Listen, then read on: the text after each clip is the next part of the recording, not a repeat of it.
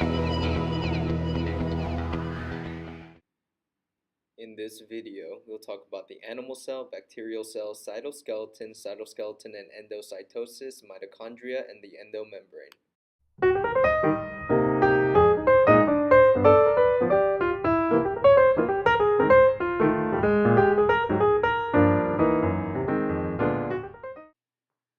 First, we are going to look at the secretory vesicle. The secretory vesicle is a vesicle that carries the quote-unquote cargo that needs to be secreted. Some examples of the cargo that would need to be secreted could be proteins or carbohydrates, and the reasons why the cell would want to secrete these would be for the formation of any enzymes, hormones, peptides, and etc. that are necessary for work outside of the cell. Next, we have the peroxisomes. The peroxisomes is an organelle in the cell that in particular contain many different enzymes. These enzymes are involved in important metabolic reactions, reactions such as breaking down fatty acids and the synthesis of certain types of phospholipids. Another major function of the peroxisome is the decomposition of hydrogen peroxide by either the conversion of hydrogen peroxide to water or by using it to oxidize another compound. The structure of the peroxisome is very similar to that of the mitochondria and chloroplast, small membrane enclosed organelles. Now let's look at the vacuole. The purpose of the vacuole is to hold any material or solutions that the cell may need. Some examples of solutions that the cell may take up is any solutions that have been created and are in need of storage or usage. The cytoplasm. The diagram shows it pointing to the empty spot in the cell. That is because the cytoplasm represents the fluid that fills the cell. So within the cytoplasm, the organelles, proteins, ions, macromolecule structures are suspended in this fluid. Also in the cytoplasm, many or most of the metabolic action and enzymatic reactions occur in this space. Let's look at the Golgi vesicle and the Golgi apparatus together. First, looking at the Golgi apparatus is an organelle that modifies protein and lipids. These proteins and lipids are produced in the rough endoplasmic reticulum. The Golgi apparatus acts as somewhat of a station that sorts these proteins and lipids before the products are sent off to their final destination. Now, once these lipids or proteins are sorted and ready to be secreted out of the cell, they travel to the Golgi vesicle. Here in the Golgi vesicle, which is a membrane-bound vesicle, the proteins or lipids travel through the network of vesicles to reach their final destination.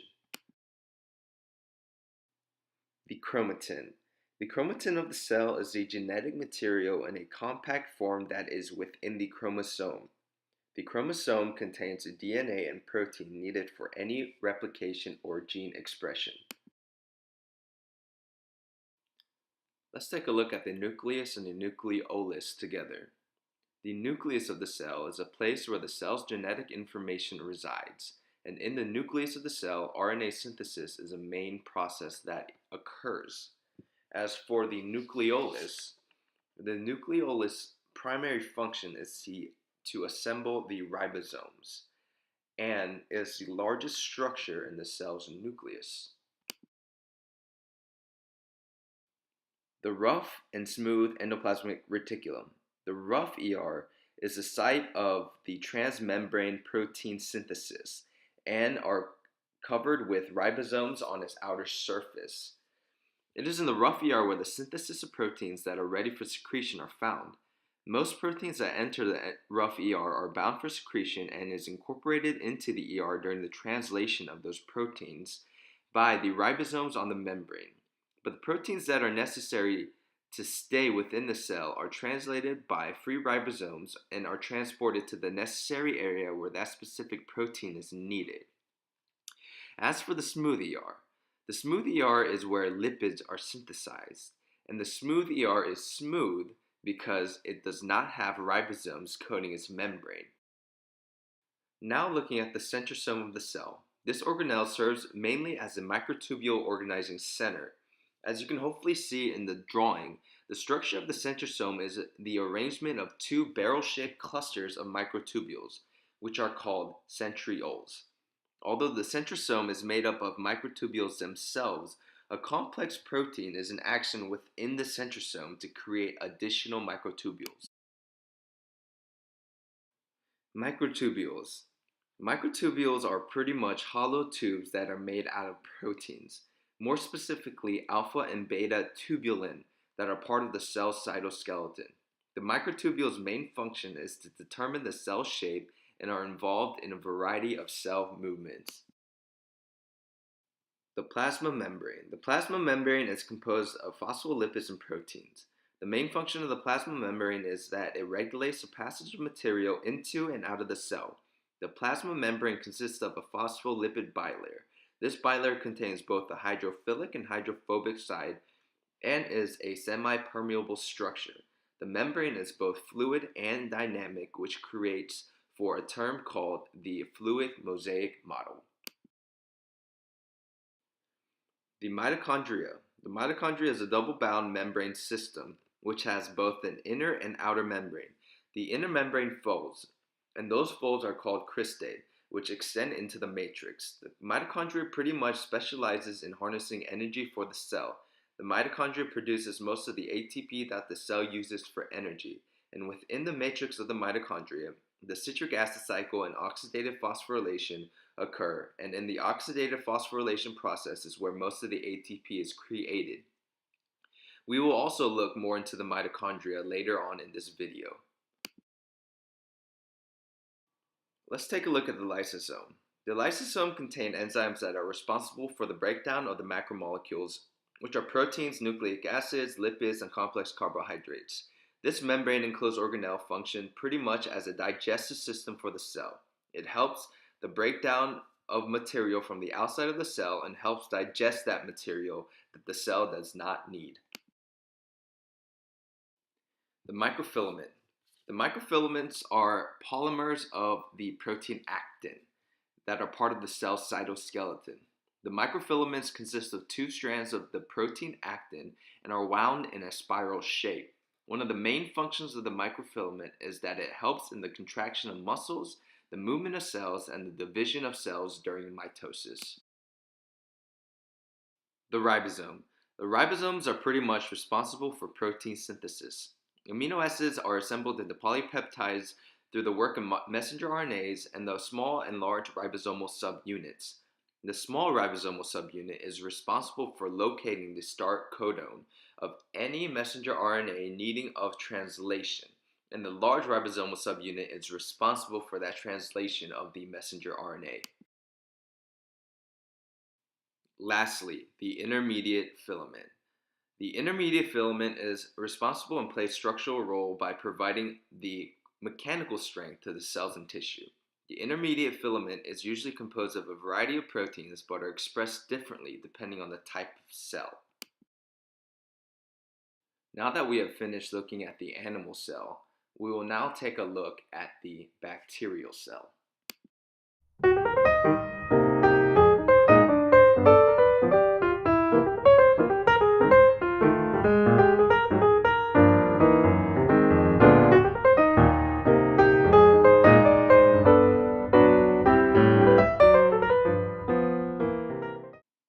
Now looking at the bacterial cell, first we're going to look at the plasma membrane. Very much like the membranes of the animal cell, the plasma membrane of the bacterial cell is also a semipermeable membrane that surrounds the cytoplasm of the cell. I would like to point something out in the diagram. The diagram shows the capsule as being the second layer of the bacterial cell, but that in fact is incorrect. The capsule, as you can see on the diagram, is actually the third and final protective layer of the cell, shown by the blue line, while the cell wall is the area in between the capsule and the plasma membrane, shown by the red line. Now with that clarification, we will look at the structure and function of the cell wall and capsule. The cell wall of the bacterium is a rigid structure and are composed of a protein sugar molecule called peptidoglycan. The cell wall gives the cell its shape and surrounds the plasma membrane, helping protect the bacterium. And as for the capsule is made up of polysaccharides and is the third protective layer covering for the bacterium. Now let's take a look at the mesosome. The mesosomes are the infoldings of the plasma membrane. The main function of the mesosome is to increase the surface area of the plasma membrane in order to increase functions that will help with the absorption of nutrients from the bacterium. The ribosome's main function is also for protein synthesis, as you saw in the animal cell. The ribosomes receive and translate the genetic information for specific proteins needed for the cell. And unlike the animal cell, the ribosomes in the bacterial cells are a little bit smaller, containing a 50S and a 30S ribosomal subunit. The bacterial flagellum. The flagellum are hairline structures of the cell that help provide with motion and the movement of the cell. These hairline structures could be found on either ends of the bacterium or even all over the surface of the cell. The cytoplasm, or sometimes called the protoplasm, for a bacteria cell is a location where replication, cell growth, and metabolism are carried out. The cytoplasm is a gel-like matrix where it contains organelles such as the ribosome, chromosome, and plasmids, and all encased by the gel-like matrix composed of water, enzymes, nutrients, wastes, and gases. The DNA. For a bacteria cell, the DNA is not membrane bound inside a nucleus like it is in a eukaryotic cell. The DNA in most bacteria are singular and circular chromosomes that are responsible for replication. Looking back at the ribosomes use this genetic material found in the DNA nucleoid of the bacterium to produce the necessary material to keep functioning. Now that we have finished looking at the bacterial cell, we will now look at the plant cell.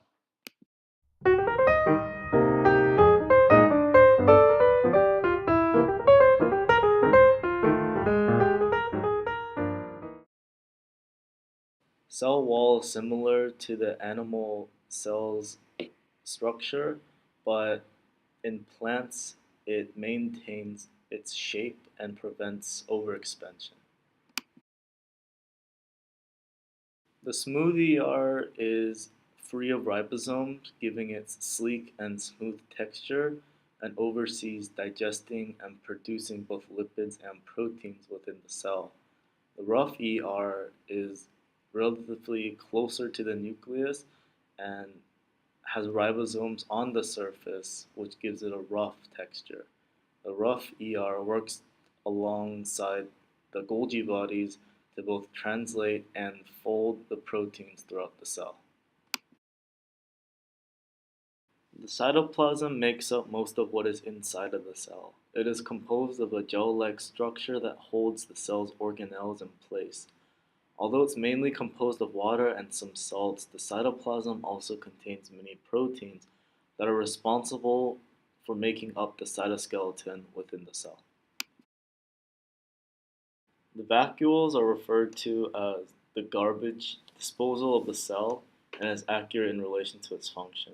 The vacuoles isolates any damaged organelles, harmful materials, or unwanted materials, and refreshes the cell's internal environment. The mitochondria serves to convert sugar into ATP and helps program the cell's metabolism. This organelle is compared to postal offices. They take in macromolecules through a filter as they travel through the organelle. They are modified to the cell's needs, sorted out, and packaged at the end. They are properly distributed to the rough ER. Ribosomes within the plant cell take the RNA within the cell and converts their amino acids into proteins for the cell's use. It upholds a responsibility as the only site for protein synthesis. The chlorophyll absorbs light energy and converts it inside the cell and gives off the color of the plant cell. And the chloroplast takes the light energy along with CO2 and water and converts it into food energy. The plasmodesma is a channel shared between plant cells, allowing multitudes of them communicating and transporting molecules in between each other. While the cell wall is the most outermost structure of the cell, it only holds shape. The plasma membrane comes right after and controls what diffuses into and out of the cell. Leucoplast is the storage center for holding any excess lipids within the plant cell specifically. It is also capable of developing chloroplast. The nuclear envelope is a double-layer casting around the nucleus and acts as the nucleus's personal plasma membrane, as it is responsible for what diffuses in and out of the nucleus specifically. The nucleus houses the nucleolus and controls all of the cell's activities, specifically protein synthesis. Being closely related to the nucleolus, the nucleus is also in charge of expression and transcription of the cell's genes. The nucleolus is better known as the heart of the cell. This organelle is critical in all eukaryotes. It is responsible for the transcription of RNA.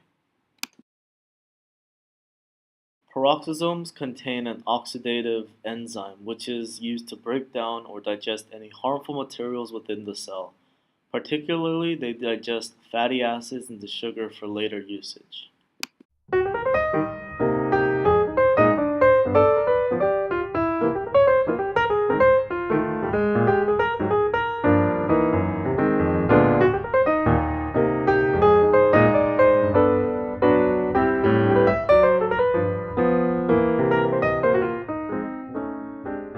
The cytoskeleton is an arrangement of protein filaments which not only structuralizes the cell's shape, but is also responsible with moving the organelles and other materials within the cell. The cell cytoskeleton is divided into three different dimensions: the microtubule, actin filament, and intermediate filament, which play a very critical and specific role in a cell's day-to-day function. The microtubule is by far the thickest out of the three cytoskeleton structures. Their dimensions are hollow cylinders, which are made up of the protein tubulin. These cylinders are made up of both alpha tubulin and beta tubulin, and the faint difference between these two are the way their amino acids are sequenced. Microtubules are present in all eukaryotic cells, plant cells, and animal cells included. Their structure is what makes their role so important. Their log shape allows them to support other structures within the cell and allow them to reach over long distances to communicate with their surrounding organelles. Microtubules also play a role in prophase of mitosis. During the middle stages of prophase, the microtubules come where the centrosomes are stretching and they form meiotic spindles within each other. Actin is the thinnest out of these three structures and are divided into three separate categories: alpha actin, beta actin, and gamma actin.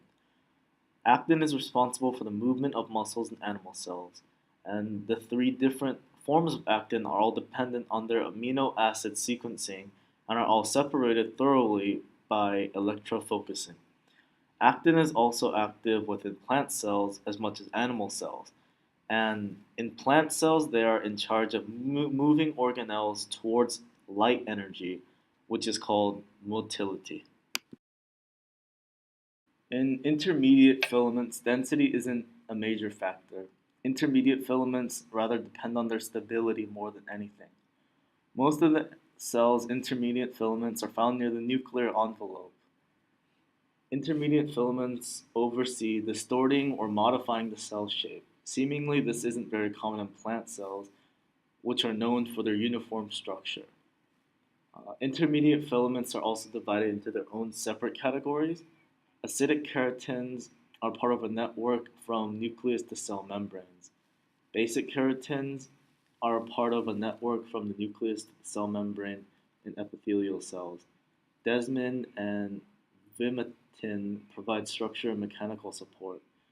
Neurofilament, cysteamine, cyanocolin provide structural support and integrity to cells. Nuclear lamina supports the cell nuclei, and the nestin is mainly in the nerve cells.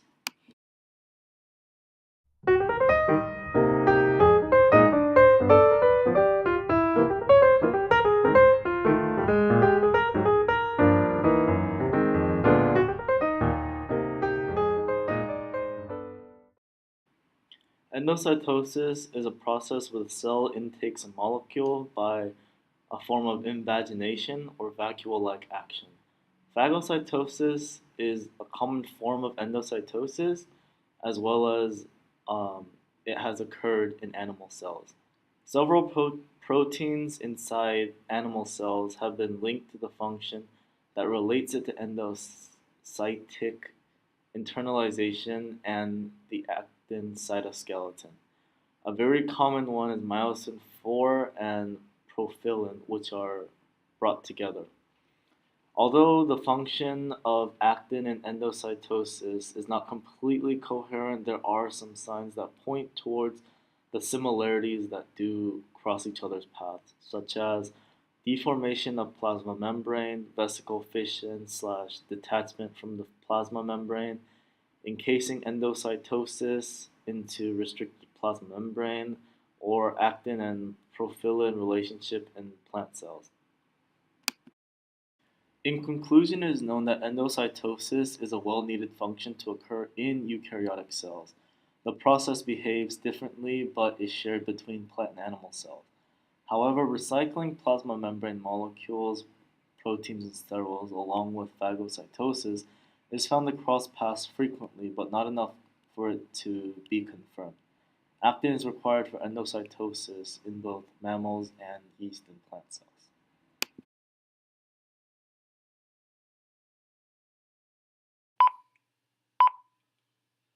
For the mitochondria, we will discuss the mitochondria as a system to get a better sense of how each of the parts relate to the structure and its function. As we go along, we will touch on all the parts seen on the diagram. As for a little background, the mitochondria is believed to have evolved from bacteria and is theorized by the endosymbiotic theory, which try to explain how the mitochondria descended from a bacteria and survived endocytosis by another species and somehow became incorporated into the cytoplasm.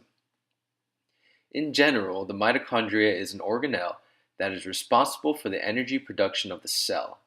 The mitochondria also contain their own genetic system and can replicate by itself. As for the mitochondrial DNA, it presents itself usually as a circular DNA molecule, much like those of bacteria. The mitochondrial genome is responsible for encoding all of the ribosomal RNAs and also in charge of encoding most of the transfer RNAs needed for translation of protein coding sequences within the mitochondria. Now looking at the ribosome of the mitochondria. The mitochondrial ribosomes, or also called mitokondrial are also different than that of ribosomes in other parts of the cell. The mitokondrial also perform protein synthesis like other ribosomes of the cell, but throughout evolution, the mitokondrial have become more specialized in synthesizing mitochondrial membrane proteins. Now that we have looked at the mitochondrial DNA and ribosomes, let's take a look at the rest of the structure and how they interact with each other. As we mentioned before, the mitochondria is in charge of most of the energy production for the cell, and in particular, the processes that occur within the mitochondria being the main driver of the supply of energy, or the supply of ATP. As the cell takes in glucose to use for energy, the process of glycolysis takes the glucose and breaks it down into pyruvates, which are then transferred into the mitochondrial matrix where the citric acid cycle occurs.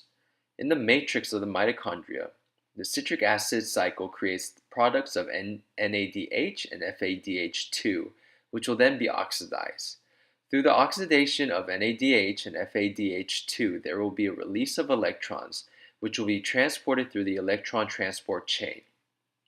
Through the ETC and the transportation of the electrons, there will be a creation of a proton motive force by the pumping of hydrogen ions into the intermembrane space, which will ultimately create the energy needed for ATP synthase to create ATP. The relationship of membranes are outer membrane, and then there is the folding of the inner membrane, also referred as a cristae. The folding of the inner membrane creates a larger surface area, which allows for more chemical reactions to occur. And as for the inner membrane is highly selective and only allows the molecules needed for the mitochondria to perform its function through its membrane. And finally, the granule.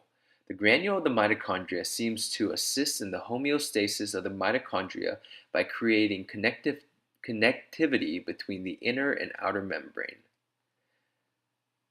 That is it for the mitochondria. And now we will take a look at the endomembrane system. The endomembrane system is a collection of membranes that are commonly found inside eukaryotic cells. These organelles include the rough and smooth nuclear membrane, Golgi apparatus, lysosomes, and vesicles. The system as a whole is in charge of labeling and shipping proteins to specific organelles throughout the cell body.